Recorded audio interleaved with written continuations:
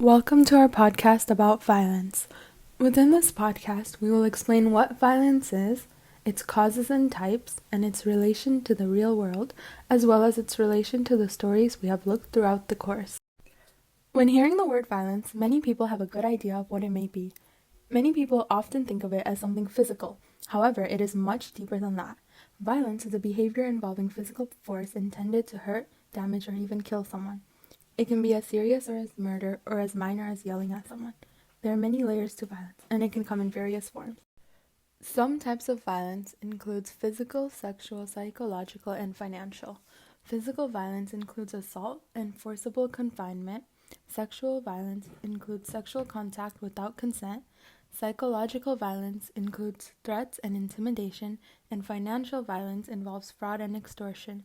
As you can see, violence can come in many shapes and forms, allowing many people to fall victim without even realizing. The theme of violence can represent the suffering of characters in fiction and in real life. For example, people in real life go through grief every single day and experience intense emotional turmoil, including feelings of anger, sadness, guilt, and confusion. When these feelings become overwhelming, people may struggle to cope with them effectively, leading to outbursts or violent behavior. Now, grief can also lead to a loss of control or a feeling of powerlessness, which mainly manifests in attempts to regain control, sometimes through violent actions. In the play Macbeth, after Macduff learns that Macbeth killed his wife and son, he decides to take revenge and kill Macbeth. The news of his family's death obviously affects him and leads him down a path of destruction and intense feelings of anger. It is clear he is suffering from the death of his family, but instead of using healthy coping mechanisms and grieving, he seeks revenge clouded by his emotions. This illustrates how grief, anger, and internal pain can overrule healthy habits and instead lead to violent and irrational behaviors. And sadly, this is often the case in our real lives as well. I'm sure you've all had moments where someone does something to you and your immediate thought is that you want to see the person who hurt you in pain. Not necessarily to take a revenge, but to make them feel the way that you felt. I know I have thought about these things before, and yes, it's unhealthy, but it's a normal response when you're suffering and don't know how to handle these emotions. Violence is a prevalent theme throughout the entirety of Indian Horse, as Richard Wagamese incorporates physical, sexual, and most importantly, psychological violence within his novel. Physical abuse is vividly described in the novels at the residential schools as the punishments the children endured are described, such as whippings.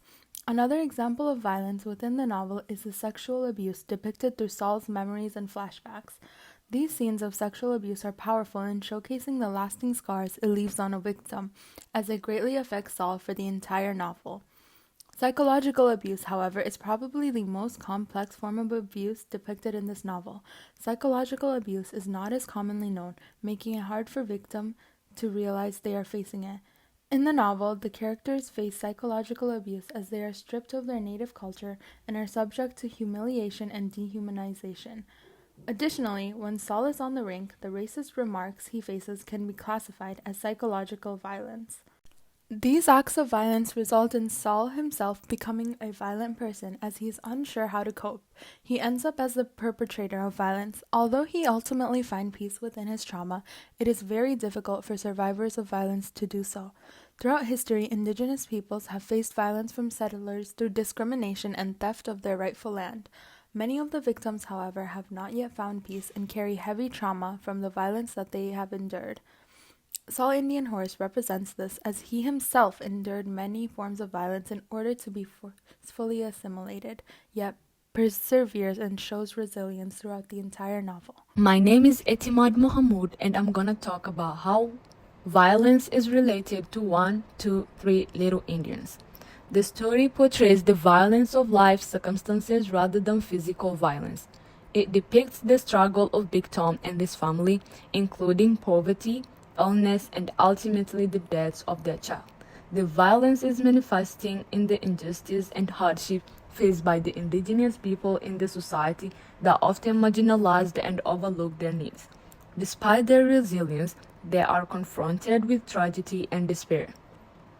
We're going to look about cultural violence and physiological violence. Cultural violence, the stereotyping and discrimination faced by Big Tom and his family. He encountered ridicule for wearing a large goose feather, depicting cultural violence. This instance reflects the harmful effects of cultural prejudice and racism of indigenous people. Physiological violence. A man takes photo of Tom. The children are concerned not with invasion of another's privacy, but they wish Tom would look into the camera much like an animal at the zoo. This line shows racism and stereotypes. and the inequalities of indigenous people that exist within society. By examining the experience of the indigenous characters, we can understand the larger social structure that contributes to their marginalization, and the white people treated the indigenous people very badly.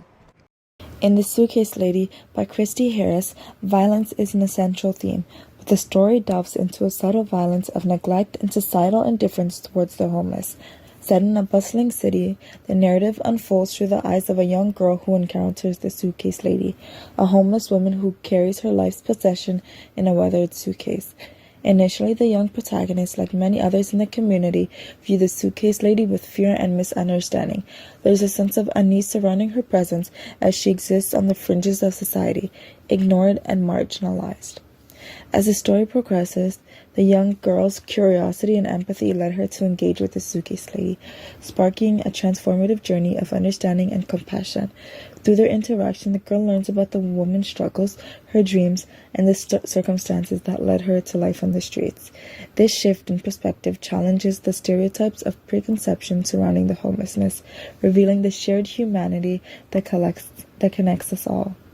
While there may not be overt physical violence in the story, the emotional and psychological toll of living on the streets is palpable.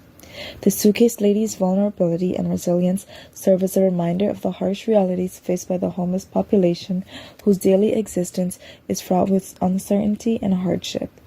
Moreover, the story explores themes of empathy, kindness, and the transformative power of human connection.